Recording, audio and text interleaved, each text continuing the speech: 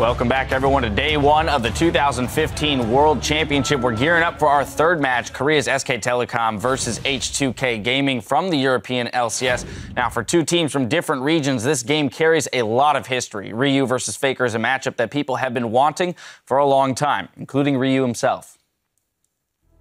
You have just Faker nightmares. You wake up in a cold sweat. You're like, Faker's behind me. I know, right?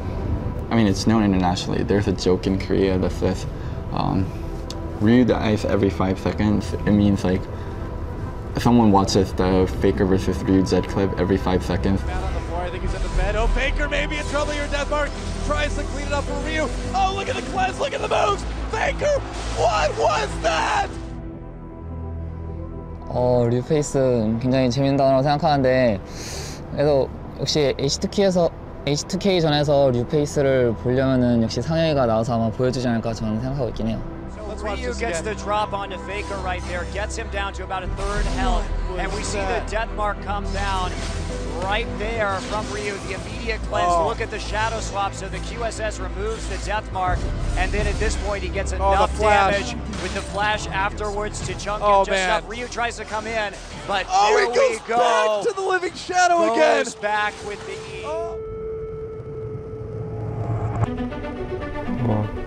다들 알다시피 페이커랑 하는 거 지금 제일 기대하고 있어요.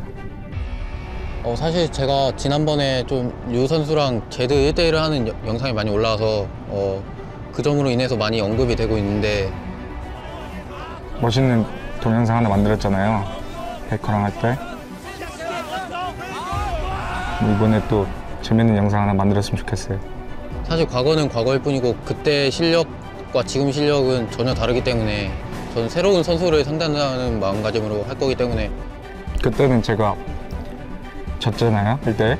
뭐 이번에는 죽이는 쪽으로 동영상 만들고 싶어요.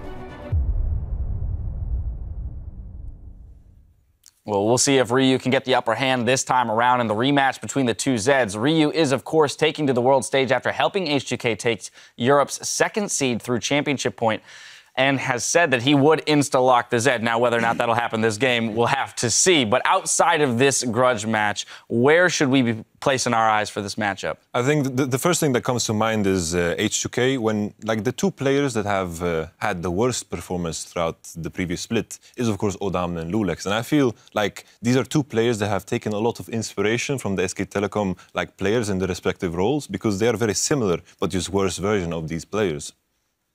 Well, Monty, you can speak to the strengths of SKT, and particularly those two players, MaRin in the top lane and Bengi in the jungle, and possibly their matchups against Odoamne and loulex there. Yeah. I mean, MaRin has been an absolute monster. The big question coming in with MaRin right here is, in solo queue, he's been playing Darius. In solo queue, he's been playing Fiora. Can he play these kind of champions at the top level? So that's what I'm going to be looking for him. Fortunately for him with MaRin, you already know he can play the Lissandra to an insane level, so that's another pick that could be valuable. Bengi came into the finals. Sure, he got Elise all 3 games against KT, which definitely helped, but Bengi is a player that I would have given MVP to in that series, just the finals versus KT, because he was much more aggressive than normal. His mechanics were on point. He hit nearly every cocoon, and he just played a fantastic game. So he was also diving a lot more. We saw more aggression from SK Telecom against KT, and coming in against some of these more fast-paced teams, that's going to be really crucial. And Crumbs, you talked about Bengi being, somewhat the forgotten champion of SKT behind Faker, and here he is back on the world stage. What kind of performance are you looking for out of him? The same thing as always, kind of gets in he doesn't really appear in the headlines, but he's the one that's been helping everything out. And one of the lanes that I think I want to see him help, we talked about Faker's lane and MaRin's lane, the bot lane, and Bang plays a very good Kalista, and H2k is one of the go-to AD carries, is also Kalista. And I think that has to be a contested pick for this matchup right now because of the jungle picks that are so prevalent, that are very skill shot reliant. The Lee Sin, the Elise, the Gragas, all these champions can get outplayed super hard by Kalista. So whoever gets this pick is probably going to take over the bot lane. And with just a little bit of help from the jungle, you can really push a lead from the bot lane and just spread everywhere else. And to put this in perspective, Bang is professionally undefeated on Kalista. He has never lost a Kalista game. It's a very dangerous pick to give SKT. I mean, when we saw it at MSI, it was absolutely ridiculous. It's like something that I would like to add is like both teams' play styles, I would like say consistent. Like H2k is very, very rare that they do something crazy. Like throughout the European split, they rarely do anything crazy. They just play a consistent play style. It is very like by the book. And with that in mind, it's like if a team has a higher level of consistency, I cannot imagine H2k taking this. Right, so Monty, what happens when these two styles, these consistent styles, clash in this matchup? SK Telecom wins. How badly? Where are we going to see that manifest? Well, and that's it, right? I mean, if we look at some of SKT's style, they play very heavily around their solo lanes and snowballing Faker and MaRin, whereas Wolf and Bang tend to be more reserved, although it did mix it up stylistically to defeat KT. And H2k, what's so concerning about them in this particular matchup is in the 9 summer split games that they were down 1,000 gold at 20 minutes, they only won 1.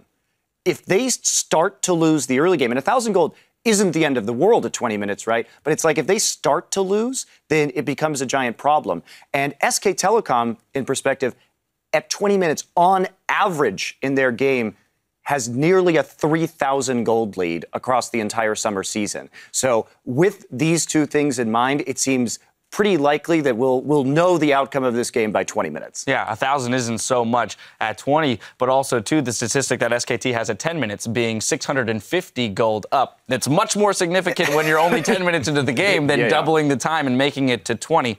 And that's right, because they go from 650 at 10 minutes to 2,900 at 29 minutes. They snowball ridiculously during the 10 to 20 minute period in the game. And that's when H2k can really fall on their face, and they can only win 1 game out of 9 when they're down by 1,000, much less 3,000. All right, so finally, Yamato, we're looking at H2k needing to establish an early lead if they have any chance here. Who are the players specifically, and where around the map are they going to create those advantages? I think definitely, like, it's so hard for me to imagine because I feel like it's just Master versus Padawan in a way. I feel H2k's playstyle is very, very inspired by SKT, and I feel like they're just outmatched in every matchup. But what I would just specifically watch is the bot lane. I think if anything would happen, it's in the bot lane because I think that is where they could get outplayed, SKT then. All right, well, we'll keep our eyes glued to the bot lane. Once again, it's time to poll you guys on who you think are going to win the game. Crumbs, we're starting with you this time around. I could do this one with my eyes closed. SKT, hands down. You could say the name with your eyes closed. That's not impressive, Crumbs. Write it down. Look, I can do it as well. SKT. Monty, on to you. I mean, is there even really a question what I'm going to say here? It's obviously going to be SK Telecom. Not only that, I think this game will be over in 25 minutes. All right. Well, hang on, Cloud9 beat AHQ in 24. In 23. Yeah, very impressive. So. Yeah. Do I dare to make predictions? Here it is. SKT, of course, yeah. All right, may I remind all 3 of you gentlemen that you all voted for AHQ last time, and you were all wrong. Just saying. Nothing wrong with being in unison. Didn't think so. I am with you. This one definitely looks a little bit more lopsided. Now let's send it over to our casters for the play-by-play. On the way, though, Easyhoon tells us SKT's secret to substitution success. 왜 저희 팀이 식스맨 체제만 저희 팀이 유일하게 성공적으로 안착했냐고 생각하냐면요. 그래서 굉장히 여러 가지 이유가 있다고 저는 생각하는데 결국 제가 잘해서 그런 거 아닐까요? All of that anticipation. All Be good. of that Say anticipation. because I'm good. Get good. You know what? I like it. I respect It's better that. than predicting, or the prediction we see from the analyst desk with HQ winning 3 games, or winning 1 game. Okay, right. That was horrible. Let's take a look at the starting lineups. On the blue side, it will be SK Telecom T1, and it will not be Easyhoon in the mid lane. MaRin, Bengi, Faker, Bang, and Wolf. Yep, and on the red side, the underdog challenger here, it's H2k with Odoamne in the top lane, loulex in the jungle, Ryu on mid, maybe he'll lock in Zed, Hjärnan on AD carry, kaSing on support, and Prawley doing the pick and ban. I'm going to ask an impossible question from 2 games from 4 teams. What are we expecting in picks and bans? Let's exclude the Lulu, the Gangplank. Well, I think those picks could play a factor here, because H2k is on the purple side, so of course they get the 2 picks. if they're going to look to try and snowball, let's say the bottom lane, they got to make sure they can secure one of the very, very top picks. Could be Alistar, but I wouldn't be surprised to see Tristana coming in for them. So maybe they want to leave one of these OPs open to give it to SKT and then try and see if they can get like a Elise pick to take that away from Bengi, potentially a Braum, and then get that Tristana later on. Well, we know that H2k love their Lee Sin as well with loulex and how powerful he can be on this patch. High was successful in the previous game.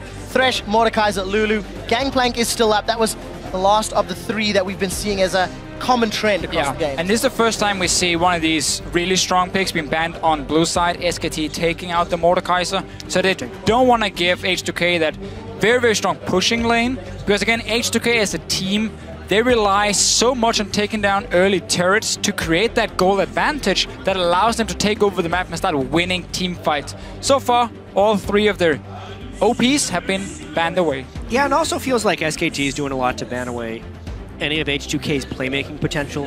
kaSing, tremendous Thresh. loulex, best champion is Lee Sin. It's comfort picks they're hitting. I think they're just also banning to stay safe. kaSing is 10-2 on Thresh in his 12 games in summer, so it is a fantastic record. For H2k, they've gone for more of the power pick strategies.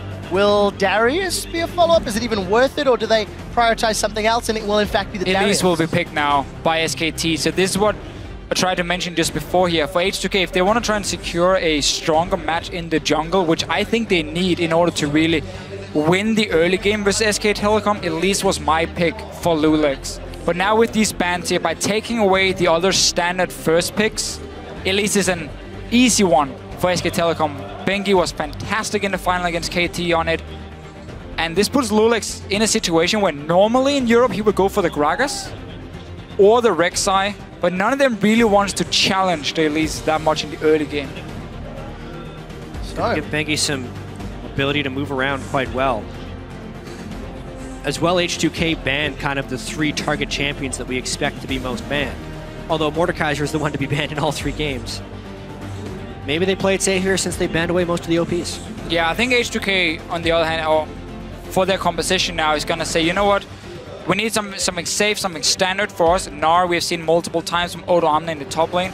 And the reason Odoamne can pick the Gnar here is he wants a lane where he can push it with a range advantage. Because then what they will do with the Gragas is they're going to have Odoamne push in his wave 1v1. And then Gragas is just going to move up and you're just going to 2v1 dive. We might even see Shin support for kaSing to just make that even stronger. And then you can try and shut down the top lane now. You have a range matchup, most likely into a melee, if it's going to be like Fiora coming in, which is what he's also trying to prevent with his Gnar. There's just so little damage if they go for that Shen support route, and Odoamne doesn't manage to get a split push type of damage build. If Bang locks in this Tristana, again, it is another steal away from H2k. They're being pushed to their sort of tier 2, tier 3 picks, despite the fact that loulex has played a large amount of Gragas. H2k is giving away too much in this one. Tristana, to me, again, was one of the key picks to get that early tower push going. It does also deny a bit of the Alistar pick that could potentially have happened from Hjärnan.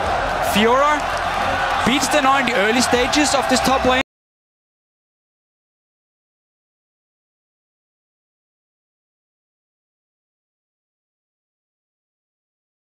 But then later on, once Gnar has some armor, it becomes a little bit more difficult for Fiora, and Gnar can start pushing her in. And then we can see the dives happening. And Ryu, come on, just do it. Just do it. You have a physical top laner, though. I mean, it's not going to happen, guys. It's not going to happen. You should just blind pick Zed against Faker to Fiora. Just do it. He's going to last pick his mid laner, unless he wants LeBlanc as like one of the safe blind picks in mid lane, who has a lot of good matchups. Well, let's look at what else H2k can do. They need some more damage. They've got a decent enough front line. They have some engage, some disengage. Well, as we've mentioned, SKT has done a lot to disrupt the comfort of H2k. I really like the way SKT has composed this draft so far. Because they are confident in their ability to play a ton of different champions to a high level. So they are still picking what they feel would be comfortable champions for them, whereas they're pushing H2k onto theoretically less comfortable things. So we get the Braum. We mentioned it for kaSing. Yeah, it was either the Braum or going to be the Shin support for him. Sivir wants so H2k. I mean, this is again a very standard H2k comp, but also very outdated in many ways. This is what we used to see during the summer split, before playoffs even. Sivir taking so many nerfs. Still, offers that utility for a team and a fast pushing potential, but she cannot take down towers as fast as a Tristana. Faker has played Fiora mid on multiple occasions, so this could actually be a flex pick for SKT. They need some AP damage on SK Telecom, and that's what we're probably going to get. No. Okay. It could be fancy, but they need some AP damage. Azir is the safe blind pick. Ryu can take LeBlanc into it though, and try and outplay Azir in the laning phase. He can even go for Ahri if he wants that massive skill matchup. That's what... But he cannot fall behind. That's what Nagne tried to do in the finals of LCK. Wasn't that successful? No. Azir has been nerfed since then. Yeah, the audience. Zed would give them a whole bunch of physical damage. We're not expecting it. LeBlanc is actually something that could... Ahri is the most likely. And Ahri is something that Ryu has used several times in the summer split, has dismantled teams single-handedly, especially the closer we got to playoffs and including playoffs. Yeah, I mean, this guy used to be one of the biggest Ahri players in Korea when he was playing there. He continued the trend. Whenever I talk to Prolly about Ryu, he always says, oh, Ahri, yeah, just give him Ahri. He will make big plays. He will try and carry our team. Ooh, this was the other option. All right. This is one of the reasons like Azir and Victor is not as safe to blind pick anymore, because these assassins are coming in here who can duel them in the early game and try and snowball against them. But H2k is running a composition that really, to me, screams, get that lead in the mid game, or you are going to fall really far behind. And versus Azir and Tristana, your towers are going to die so quickly, and the late game team fights are going to be so difficult for you to play. And truthfully, that's really H2k's strongest way to pick up a win here. They are somewhat outmatched in every department, whether it's individual, whether it's strategy, etc., etc. And we've talked about how H2k as a team, and Alice mentioned it, from 10 to 20 minutes, they're pretty decent. SKT are even better. And SKT Telecom's team composition is built around getting a large lead early. With the Fiora top lane and the tremendous turret killing potential of Azir and Trist, they're looking to do a lot of split push and turret destruction through better rotations. It's also a very good way when you expect to have a gold lead of ending the game quickly. So that's what SK Telecom is most likely going to be trying to do. And I really fear for this massive mismatch between the top laners and junglers, with Elise and Fiora being so dominant in the early game. Gnar, he wants to get an armor item under his belt before he really wants to duel it. And Gragas, of course, going Cinderhulk. That is going to be a problem for H2k. Can another LCS team pick up a victory, or will LCK's #1 seed SKT get on the board? That is what the analyst desk predicted. And in 25 minutes, according to Monte Cristo, SKT sure as hell had the tools to make that one happen. We're loading up to game number 3. This is the first from Group C. It's SK Telecom versus H2k.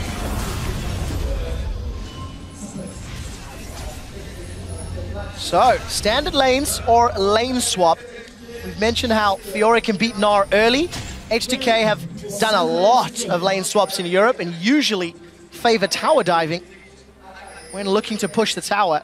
Right, and specifically lane swaps in the LCK often result in the top laner getting the majority of the farm. As far as teleport usage and experience gained on top laners, LCK is ahead of everyone else here, so it actually fits quite well for MaRin to be on a carry top laner of Fiora. He's played mainly tanks during the regular season, but now on a carry, his large amount of gold share that he gets from the team maybe put to some better use. The top lane swap focus, though, from SKT is often what's fairly weak against their fast push we see a lot in Europe and in NA, because it simply means that his team won't have time to move up and defend him once he TPs into that tower, because H2k will already be on that side of the map with 4 members and ready to dive him. Just forcing him out of the jungle, taking over this side. You see the 3 wards to spot every single entrance. SKT has just responded, getting very good wards into spot where H2k will be starting.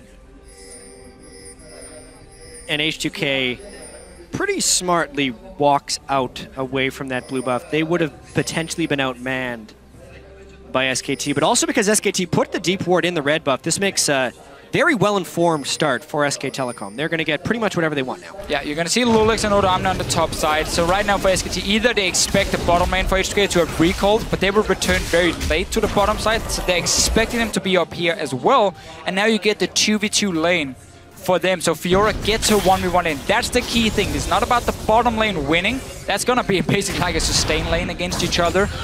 bottom side of the map, though, Fiora and Elise together is looking to be the ones dominating. And of course, loulex is the player that was substituted out during the course of the end of the summer split. Betongyokka was brought in. We need to see how much synergy he's been able to build up with H2k. Faker on the receiving end of some bursts from Ryu, but it's Ryu that walks away, having taken more damage. Now, Ryu is starting Flask and 3 potions for himself, so he wants to take early trades, seeing as he can out-sustain Faker, but it also makes him weaker when he takes the trade, and he cannot take return damage if he starts running out of sustain. Then he's just so much weaker than Faker with the Dorn's Ring. You have to at least trade, not just get hit by Azir again. But Azir is pretty annoying because he has these soldiers standing so far ahead, and you're trying to last hit and just be a nice guy, and then smack, smack, smack. Very true. MaRin jumps in, lunges forward, and hits one of Odoamne's critical spots. And this is specifically the result of the early game play by H2k. SKT had great knowledge of where they're being, and Bengi, being the smart jungler that he is, goes right in and denies loulex. Such a smart play there. This goes all the way back to level 1, where MaRin kept walking towards the bush, and H2k was still standing there with the dual lane. kaSing kept hitting him with his Q, so he knew he was on the top side of the map. And it was very easy for SKT to read where the dual lane were going and simply just mirror it, get the 1v1. Bengi's already playing aggressive. We talked about the Gragas with the Cinderhulk. So far, SKT is off to a good start. Yeah, and this is an example of a jungler who is in tune with his team's plan and a jungler who is not. Even based on the level 1, when H2k did the deep invade, they had no one guarding loulex's own jungle start to see that he was spotted Chain on the minion. Meanwhile, the rest of SKT was willing to counter-invade to push H2k away from the blue buff area. And the long result of that means Bengi can just go and counter-jungle the blue buff. And loulex should and would have known that that would be a possibility and would have needed to have his team play around him, but nothing has been done to protect him, and therefore loulex is far behind him. It's just so hard, though, in the early game to protect, because if, let's say, Odoamne leaves the bottom lane to go in and force Bengi out, he falls even further behind in farm compared to what he is already. Yeah, well, Bengi is one step ahead again. Ryu may be in trouble. The chains connect onto Faker. There is the Mimic. Ryu's going to be chomped down by Bengi. Takes a turret shot, in fact. Ryu not going to be able to reply, and loulex too late to the party to make anything happen. Still some charges left on the Flask and 1 potion for Ryu or Biscuit. We'll grab it so far, with all these early trades, he has managed to force Faker back and use the sustain in his advantage. Top lane, a bit as expected. Not a whole lot happening, some early trades, but keeping fairly even in farm. Yeah, but truthfully, despite Ryu trying to put pressure on Faker, it has not resulted in a lead. They are even on CS. Faker's got that second Doran's and Amp Tome as he's returning to lane. Ryu now backing. And it's even CS across the board. Look at the bottom half of the map. Bengi is about to come jump in on Odoamne. Those vitals are exposed. MaRin's gonna lunge forward, pop the vital, flash away. One more attack is all that's needed. MaRin goes in and flashes out for first blood. First time Odoamne gets a chance to push their wave back because he was so close to his tower. Bengi is already there, and loulex is on the opposite side of the map. So Odoamne, I know it's such a tricky situation for a top laner, but you just gotta leave the farm right there. You gotta go back, get a ward for yourself, because you know this can happen. Based on the position of the lane, his ward would not keep him safe. He had the ward in what I like to call the too late brush, because by the time you see someone in it, it's already too late, and he was pushed up in the wave. Yeah, you gotta get that extra side. Yeah, it did burn 2 flashes from SKT, so if there was a return gank of some kind by loulex, and they didn't have a 2-on-2, they would be able to turn it around. So at least it wasn't a total loss.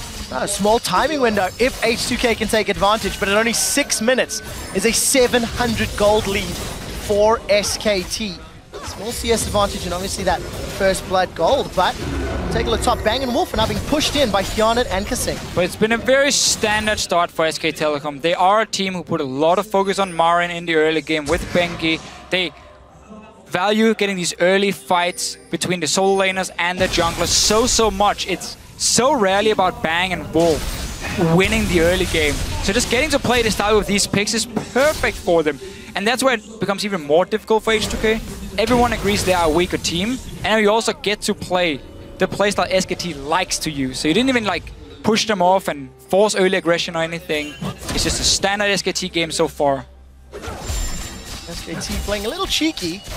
See if they can make something happen. Remember, Headbutt Pulverize, it travels a little slower these days. Hjärnan, is your spell shield up to it? He does manage to get out. kaSing is going to stand behind me to Hjärnan, continuing to retreat. The unbreakable wall is good, but it is not good enough. He has a teleport from Odoamne, a reply from MaRin. They turn their attention to Wolf. The Gnar gets a reply. Stun onto MaRin. Reposit was not used. Continues to run away. The Braum is not going to be enough. That's a trade of 1-for-1. Top laner for the support, and H2k have nothing more to play with. loulex is on the bottom of the map. I need to see some synergy for H2k when this make plays. This one, obviously, you can't really blame them because they were jumped. They expected SKT to have recall from this top side, so they just wanted to push out the wave. Suddenly, Alistar Tristana jumps out of the bush. It's a good teleport from Odoamne to react and try and turn it around. But once again, though, it's SKT making the aggressive plays. Honestly, though, both teleports being used, one jungler being there, and essentially a 4v3 going as a 1-for-1 is a disaster gank for SKT, and it gives H2k the potential to aggress. Wolf died, and kaSing is level 6, so Bang is actually in a bit of trouble. Wow, Glacial Fissure for that one. And all Bang needed to do was rocket jump away. Yeah, and he had both summoners. A little bit... optimistic. That's a good word for it. So, 2-1 in favor of SKT. The gold lead has shrunk. Ryu's earned a minute CS advantage, continuing to try pressure Faker, but this LeBlanc, dare I say counter pick, is not shown through yet. MaRin lunges forward and procs that Vital on Hjärnan. I mean, Ryu has had a good laning phase so far. He was ganked early on, managed to escape it. He's ahead in farm on LeBlanc here. He has a good back timing already straight towards his Morello and Omicron. So Ryu so far can be fairly happy with how the early game has been going. And if it wasn't for SKT setting up that trap, we could potentially have seen loulex be part of a gank as well. But he's just been a little bit unlucky, and then also a little bit bad timing for him where he is on the map when action happens. And I think important to note, Hjärnan now has a BF Sword and Avarice Blade versus the Pickaxe and Avarice Blade of Bang's Tristana. So, in theory, more fighting power on Hjärnan's side. Well, they're in different lanes, is one thing. Bang, I think smartly for SKT, swap back around the 10-minute mark. Trist, especially if it's going to be in a 2v1, can get a lot of turret pressure, not to mention Dragon advantage. Oh, the root connects. Faker's throwing out the soldiers. loulex does have access to that satchel, barrel rather. I'm not going to get it down. So if you notice the positioning here for Faker doing this trade, he's always moving down towards the bottom side of the map. Because we had to swap around, and H2k sent kaSing and Hjärnan to the top side of the map, they completely lost control around Dragon. So Faker knows there's backup and there's zero vision for H2k, meaning loulex cannot flash forward and take an aggressive one. Hjärnan, on the other hand, he makes really good bait. The grand challenge comes out, but here comes loulex. The body slam does connect. MaRin goes down, and the three-man dive gets the kill. That's what we like to see, and this is why the Gragas comes in for him. Go ahead, Faker! It's not over yet. Ryu does manage to get away. That was risky and close, but he didn't throw down the ignite, and Ryu forced a flash. This game stepped up in pace real quick in the last 2 minutes right there. SKT did the swap down to get Dragon control, whereas H2k didn't care about the Dragon and instead went for a kill. It could have been a dive that SKT planned on Odoamne. They did not go for it. They instead used their 3 team members to go for the Dragon. And H2k does actually come out of this with a gold lead at 10 minutes. Who would have thunk it? I like this Sivir pick because it means Hjärnan can just keep pushing in the wave whenever there's a chance, and then H2k get to play their style with the dives from loulex. He comes up. Finally, we see some coordination for them. I mean, it's harsh to blame him for what happened before, but this was the right move. And I like it. And it's a very European style that you trade top tower for Dragon. We normally don't care about those flying ones. We just want the gold from the towers instead. And that's how the European teams start snowballing. I do have to say, sorry, quick shot. Much was made about SKT's gold leads at 10 and 20 minutes in the pregame. As far as teams at Worlds, H2k actually averages a 770 gold lead at 10 minutes, which is more than SKT. Obviously, there's a difference because it's about the competition you play against, and H2k was in Europe, whereas SKT was in Korea. But this is not all too different than the way H2k normally plays. Oh! Well, that ranged minion saved Hjärnan's life from the cocoon, and finish off that point, that 10-minute What you're trying to lead. say, Trevor, is it cost him mana, because he would obviously have spell shield that one. With that gold lead, H2k need to do more.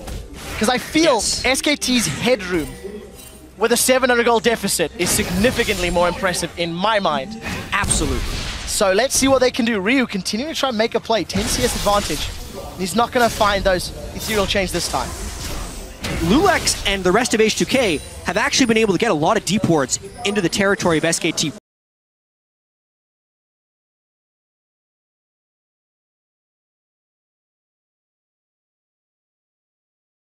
Both jungle sides are deep warded, and they're clearing away the defensive wards. Was about to. Is he going back for it? Not this time. Almost cleared away the defensive wards of too high. SKT. So map pressure is actually pretty strong for H2k right now, which could potentially set up a play. And now he's like getting to the point where Odoamne can just keep pushing that top lane. He's going towards the Black Cleaver first on the Gnar. So as long as he can keep Fiora in place, the rest of H2k can look to make plays. Ryu is constantly jumping Faker over and over, but he needs to be careful now. Bengi's coming as well. Gonna be in trouble. Does get that passive pop, the mirror image, and is forced to peel away. No flash on Ryu, keep that in mind, versus the flash barrier of, just flash of Faker. Ryu needed loulex here about 20 seconds ago because this turret is gonna take a hurt right here. And even if loulex comes in, it's now dangerous for him to do so because they need to be able to match Wolf as well. This turret is in a lot of danger. And again, look at kaSing. He's coming up. SKT, Mel, they get caught out. loulex gets caught by the cocoon. Glacial fishes out the body slam flash. Gets Faker. Empress Divide splits him. But Ryu kills Faker. The chains onto Wolf. He's forced to flash away defensively. Neither MaRin nor Bang move from their lanes, and H2k get one. So SKT were just one step ahead at first, but then H2k, they showed they're not afraid to make the plays. They have the mechanics. Instant engage onto Faker, get the kill, and they return the damage now onto the mid tower. Wolf and Bengi trying their best to defend it. Well, Wolf gets a multi-man knockup, but H2k are unbothered by that tower stance. Actually a really great cocoon there by Bengi to stop Hjärnan from auto-attacking that turret. That gives enough time for MaRin to come and defend that turret right here and could end up saving SKT from a turret deficit. Yeah, but now H2k are in trouble. MaRin has a grand challenge and he's going to throw it down. It goes down onto, I believe, kaSing. Now he's forced to back away. The Winter's Bite comes out and a little bit of sloppy play here from both sides. This Braum pick here can be super important for H2k because whenever SKT try and move forward, let's look at what can engage a team fight if you're SK Telecom. Bengi landing his snare or Wolf jumping in, knocking up targets. It's very easy for kaSing to position himself in the front, block the cocoon coming in from Bengi, or at least tag whoever is moving forward. If MaRin comes in, tag him once, proc that stun very quickly. The way you beat Fiora in team fights is by having CC. She's gonna be a fairly squishy target, especially now we come to the mid game. H2k with some good focus fire can take her down very effectively, and a lot of it starts with kaSing. You can only riposte one spell. There is a Glacial Fissure, an Explosive Cast, there are Ethereal Chains. There's a lot of tools for H2k to get rid of Fiora in that fight.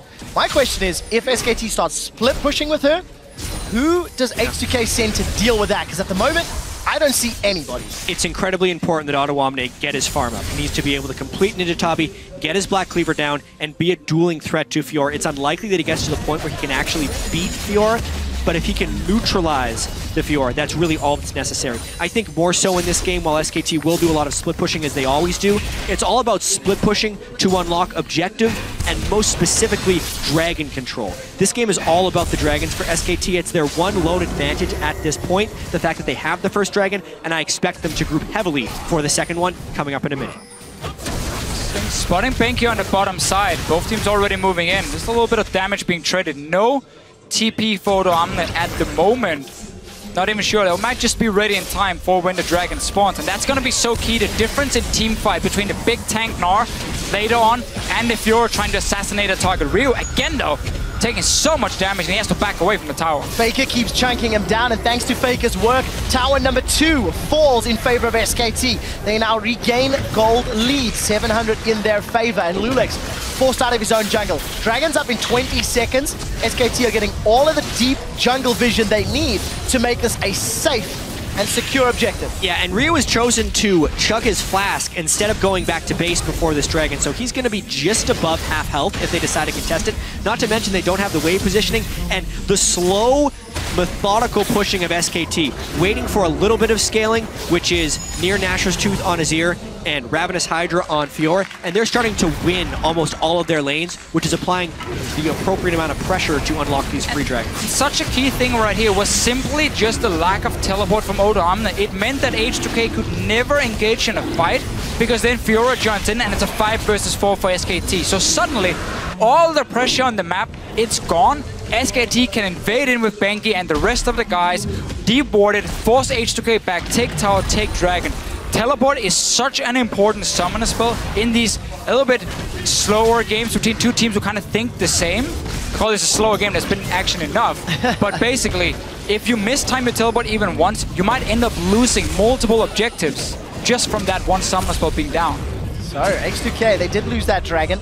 They are able to secure themselves a blue buff minion wave, pushing towards that heavily damaged outer turret, but there's no Hjärnan, so no real threat for that to go down yet, especially now Faker's returned with that Nash's Tooth and Blasting Wand in his inventory. 300 gold is all that separates these teams, and they seem content to just keep farming all 3 lanes with the respective carries. Yeah, and with that farming, the scaling of the Azir is favored, so I think SKT is generally okay with this, as well as the dragons continually ticking up.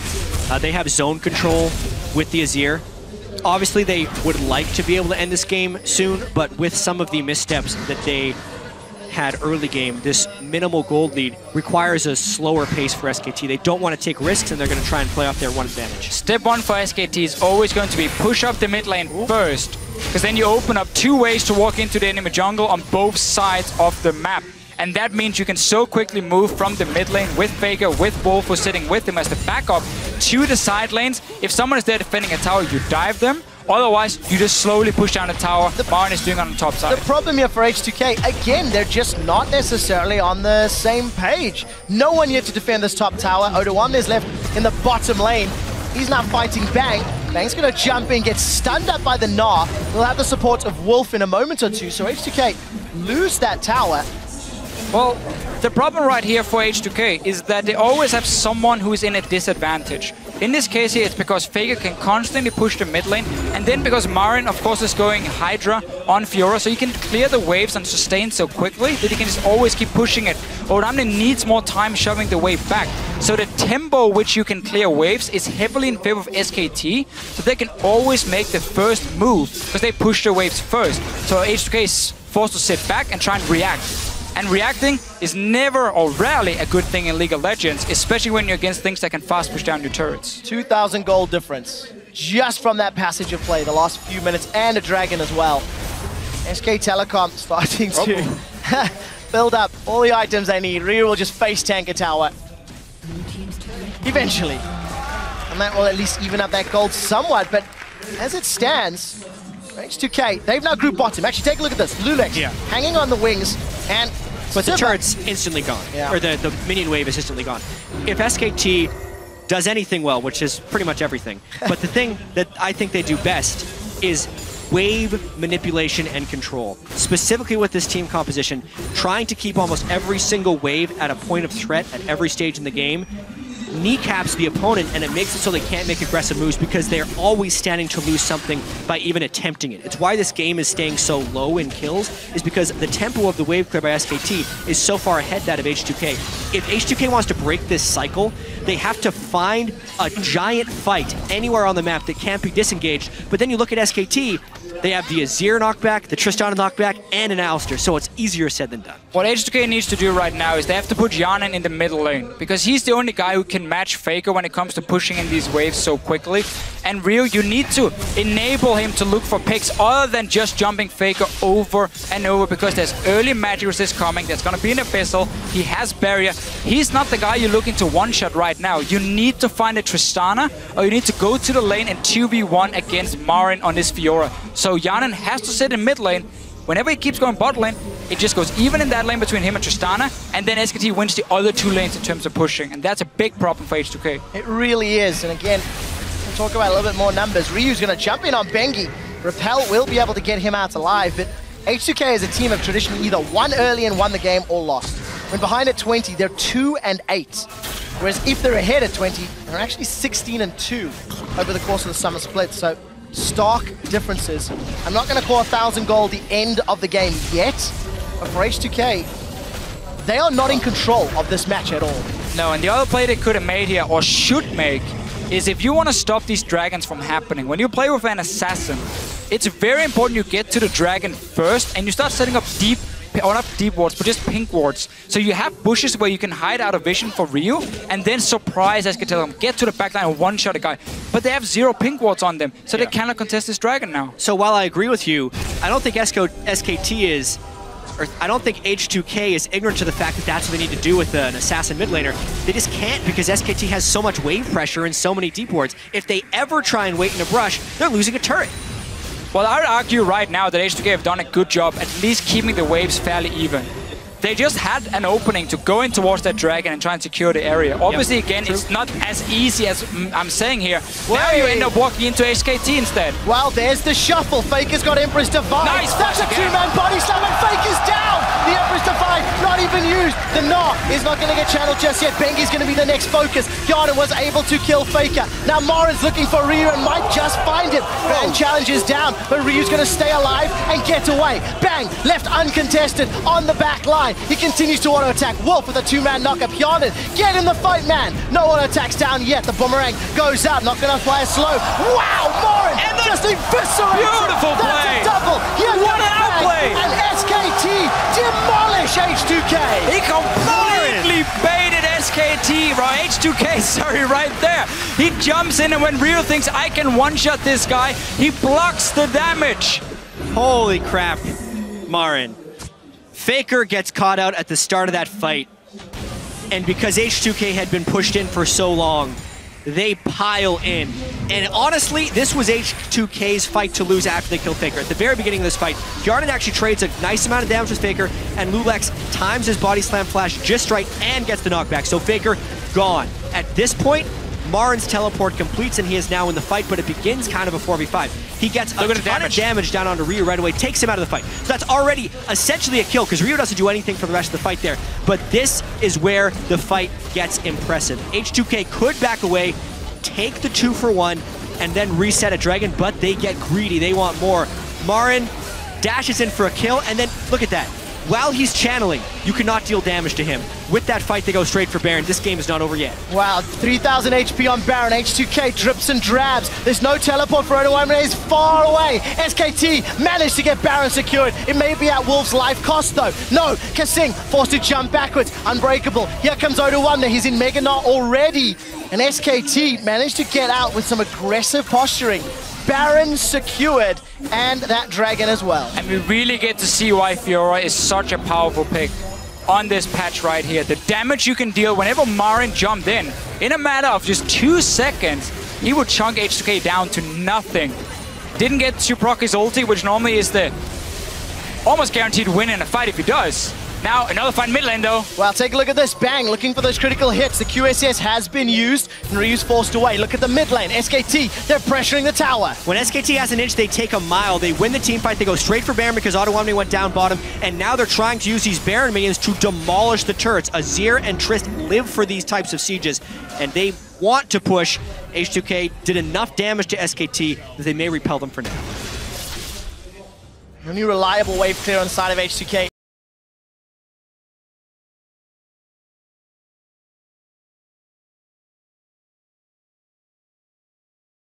Is with Hjärnan on that Sivir. And he's going to have a tough task. As long as those Baron Empowered minions are knocking on his door. Ryu, 1-1 on that LeBlanc. He tried to pick off Wolf, but gave up some positioning in that mid lane a moment or two ago. And fight before Dragon, he tried to get MaRin, but once again, it's so hard for him because MaRin can block so much of the damage, the burst coming, and then he can just instantly dash towards Ryu and take the fight. And there's obviously 0 armor on LeBlanc at this point in the game versus Black Cleaver and Hydra on a Fiora. I mean, that's very one-sided. I will say that this game is much less one-sided than many were expecting. We're 26 minutes in. The gold lead is only 4,000. The game did not end at 25 minutes, as Monte Cristo made the bold prediction on the analyst desk. But this one, H2k, if that dragon fight, if they don't overcommit onto MaRin, they could actually still be winning this game. Well, kaSing's in trouble. On the hunt's been used by Hjärnan, and the Glacial Fissure was thrown down.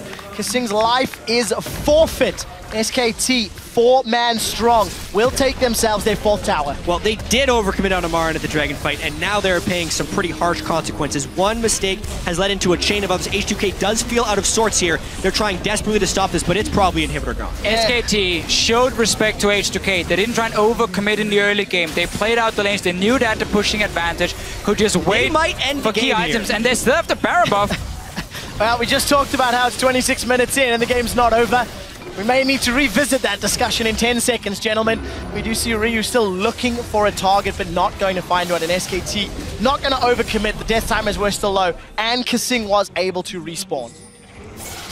And that's been the thing here for SK Telecom. They've felt in control almost all game long. That was a very good move for H2k with the dive on the top side of the map. We saw some good fights coming in. loulex in these team fights have had some very good engages on the Gragas. And they're looking for another fight potentially. Wolf does have ulti ready though. Let's take a look. Emperor's Divide available for Faker. And the threat means H2k will back away. Teleport's available for MaRin. He continues to pressure the bottom lane. And Supers will be knocking on the steps of H2k's base shortly. H2k starting to come apart at the seams. Looking maybe for a desperate play to get themselves back into it. Yeah, and the trickiest thing about this is even a desperate play that works might still grant SKT an advantage. MaRin is such a monster in the split push here.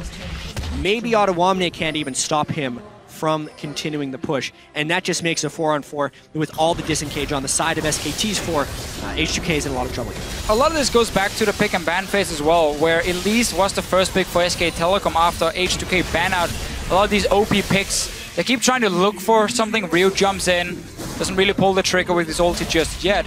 But getting that Fiora and Elise combo meant that H2k couldn't fight against MaRin in the early game. They gave up first spot as well with the double flash used from SK Telecom, which kind of starts the whole snowball. It went fairly slow, but it was in control of SK Telecom. And now we gotta have to see what MaRin can do in a team fight on a very farmed Fiora. Farmed and fed. Over 10 CS a minute at this point in time, involved in 7 of his team's 8 kills. Secured 5 of them himself. MaRin is a monster. And is able to just pick apart whoever he chooses. Yeah, 4,400 gold difference there, and you can see SKT gained 2,400 gold from the moment right before they had Baron till the expiration of the buff. So adding significantly to their advantage. Yeah, more importantly, open up the base, get inhibitor down. You have 3 dragons to 0, so you have multiple ways you can now play it out if you are SK Telecom. There's barely anything wrong you can do, other than start splitting up and allowing Ryu to get maybe a one-shot if Faker randomly walks into him. But as a team, SK Telecom should never make that mistake. H2k looking to see maybe we can sneak a tower in the mid lane. Too late Not this though. time. H2k are just being outplayed across the map here. SKT continually finding advantages, and while the 4-man SKT pushes down the bottom, again, MaRin is on a side lane. He's looking to secure that top lane inner turret. Odoamne is going to go mega, and SKT pay it the proper respect, backing away. His will be quick enough. Glacial Fissure not there. Look at Ryu on the left-hand side of the screen. It's just not going to be enough. And that Sivir ultimate down. Still no response from MaRin on the other side of the wave. SKT's going to get some big advantage out of this. Another tower's going to fall shortly. MaRin is going to chunk that one away. He's got GA available. We're actually going to cut over. Ultimate thrown onto Odoamne. But MaRin's going to back out, and it's just, there's too many balls for H2k to juggle, and they cannot. Wow! By Ryu, he's down. Bang sends him packing. Tries to find Hjärnan, not going to be able to. This satchel, cask rather, knocks loulex backwards, and he's going to go down as well. It's done. SKT are destroying H2k's base. Top lane inhibitor is under fire. Bang and MaRin are taking it down. The tower fell in the bottom lane. There'll be another inhibitor falling if they even want it. Nexus turret number 1 will be dropping at the 31st minute. Number 2 will follow shortly thereafter. And SKT are on the board 1-0 in the group stages. And quick shot, it was so systematic. 31 minutes is a fast game, but it felt slow.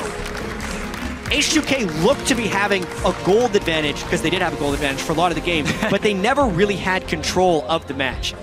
Every time they went for a play, SKT would have an answer or pressure somewhere, and it's an adequate start. for SKT here. The small openings that were for H2k, they didn't take advantage of it. We didn't get to see the pink wards trying to set up Ryu to create some picks. He was stuck in the mid lane against Faker all game long, so that full control of where the assassin was on the side of H2k. But we have seen 3 games today now where once a team gets a fairly good goal lead, they can close it out very effectively. The teams really know how to use the composition. Cloud9 with the siege comp to start grouping with Veigar, Tristana, take down towers. SK Telecom here using Fiora to split push and then just put Tristana and Azir together and take down these towers. So far for me as well, I'm seeing Tristana as an AD carry, who's having so much value because she's so good at fast pushing down these towers here, because she can handle herself in basically every single lane. And it just becomes a very safe pick in otherwise a meta where there's so many crazy picks. Yeah. North America was on the Tristana pick long before other regions. They were using it for heavy turret pushing. Good job, guys. You're a little early to the party for once. It seems. In the first it seems. It's working out very well. SKT... It's a promising trend. Maybe a little slower than what we were expecting, but still executed as flawlessly. There are very few things you can look at in that game and go, well, that was a mistake from SKT. For H2k, I think there's more worrying trends. loulex, again, not where he needed to be multiple times throughout at least the first 15 to 20 minutes. Yeah, I think it was a very difficult early game for him to play. One of the big fights we did have was, again, the surprise jump from SK Telecom. So obviously you can't really fault him for not being in position. Yeah. But we never got to see the coordination between him and the rest of the team other than that one dive in top lane. Well, we will get to see a little bit more from H2k and SKT as the group stage rolls on. For now, though, we're going to send it over to the analyst desk to break down SKT's first win. Thank you. Quick shot. I'm coming to you first, Yamato, because you spoke about the consistency and the similarities between these teams, with SKT just being a superior team. Now, we did see the gold lead between these teams to be relatively similar up until the 20-minute and beyond mark. Do you feel that this game was pretty much an accurate representation? I think exactly. Like the game panned out as I thought it would be. I think H2k kind of stepped up. I thought they played better than I thought they would, but it kind of showed the similarities, and SKT were just a step ahead in almost anything that happened. Oh, I disagree. I thought SKT played a lot worse than I expected. Faker, oh, that's true, yeah. Faker was so cocky with the engages against Gragas, just getting flash slammed every single time. It was very telegraphed, and it was basically just MaRin carrying on Fiora very hard, as well as out-pressuring H2k with the wave control. Well, and that was a part of it, too. I mean, I don't agree with Faker's kind of macro or micro decisions when he was trying to go in, get fancy with the Sand Soldier bending and everything like that, obviously. And I think he was late on using some of his summoner spells at times, so it wasn't looking particularly good for him in team fights. But if we think about how they played around that mid lane and the pressure that Faker was consistently putting down, bottling up this LeBlanc, really preventing Ryu from going anywhere, getting the deep wards in and starting to take over the enemy blue buff, that was a much more positive sign. That said, MaRin was pretty late on some of his TPs to some of these fights, and his individual performance once he got there was okay, but he needs to react faster because these skirmishes are going to be the story of the good teams at Worlds, and he's got to be there on time. So a little bit of rust there for SKT, but the Fiora has been mentioned, and it speaks to me that H2k had the opportunity to first rotation Fiora if they so pleased. Didn't, stuck with the Gnar, handed that Fiora, which is a relatively powerful champion. We've just watched it take over a game. What does this say about Odoamne for future games in this group? I think taking the assessment that, I think they were hoping that Fiora was, that MaRin does not play Fiora. I think that was, the idea of it, because Gnar is not completely, a bad pick. I think, pick and ban-wise, I think it was completely fine. Even though, my only surprise is that the first 2 games of the day, Fiora was open and not played. That is true. We did not see that. Monty, I want to go back to the statistic that you threw out in the pregame, which was, the 10 to 20 minute for SK, which we didn't necessarily see, but what we did see was the statistic around the deficit for H2k. Exactly a 1K gold deficit at 20 minutes, and they were unable to secure the win. What's going on there? They're bad when they're behind. What do you want? They can't come back. I don't think it was a surprise. I think that it was. I predicted 25 minutes for that game. It ended up being 30. But SKT decisively closed that out, and you saw how well they chained objectives into each other. And there was really no way that H2k could respond after that. But a lot of that was just the vision control. We know that SKT is a great team around Dragon. That is a big priority for them, and that was just another win condition to help close it out. H2k couldn't get vision down on anything because of the pressure, and it's really difficult to come back in that kind of situation. I think we're really starting to see the strength of Elise, and it seems like the teams are really undervaluing just how powerful this champion can be in terms of pick potential and the ability to take objectives down faster than any other jungler right now. Gragas is nerfed. He doesn't really offer that ability to take objectives very quickly or get those picks without his ultimate. He's really relying on that ability. Elise at all times is going to be used so she can solo the dragon very easily. She will assist in Baron better than almost any other champion with the spiderlings, tankling, the percent damage in.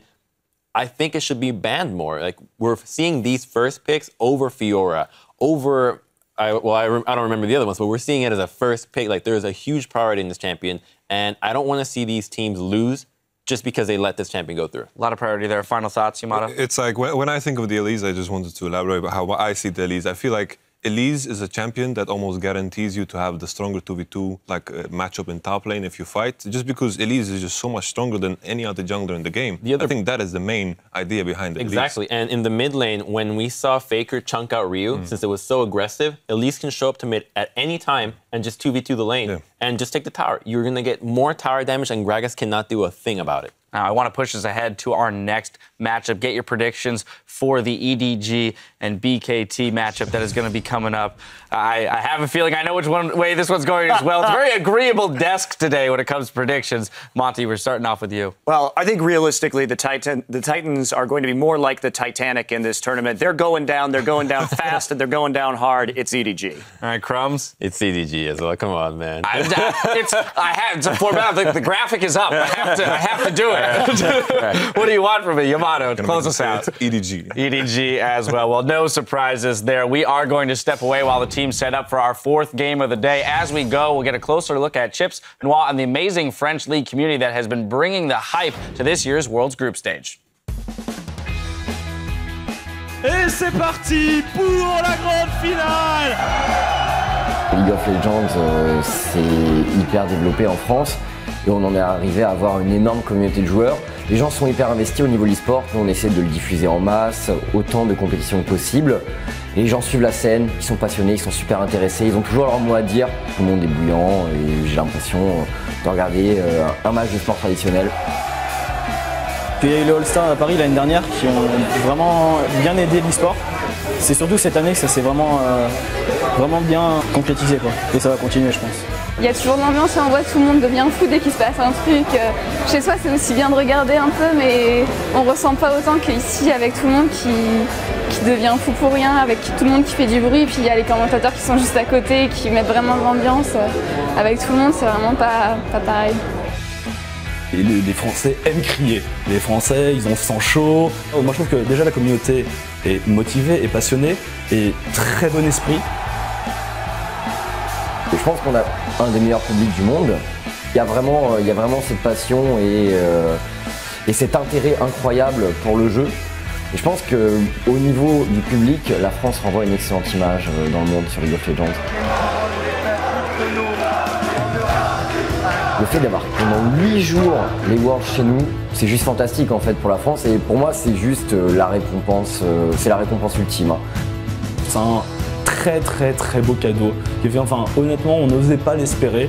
Je pense aussi que c'est une récompense. C'est une récompense pour les Français qui a un public vraiment passionné. Quelle que soit l'équipe, on sera toujours derrière l'équipe qui gagnera et on sera toujours derrière le challenger par exemple qui pourra prendre la meilleure équipe et essayer de les battre. On dit qu'on est l'un des meilleurs publics du monde et je tiens à ce que ça le reste et on donnera le meilleur. Personnellement, c'est la consécration de 4 ans de commentaires et c'est pour moi une énorme récompense et un honneur de pouvoir entamer, de pouvoir commencer les Worlds. Je ne pouvais pas rêver plus beau cadeau. Pour moi, je considère vraiment que c'est un aboutissement. Alors il faudra du coup que je me trouve d'autres buts éventuellement après, mais là je touche le sommet. Ouais, c'est la concrétisation absolue.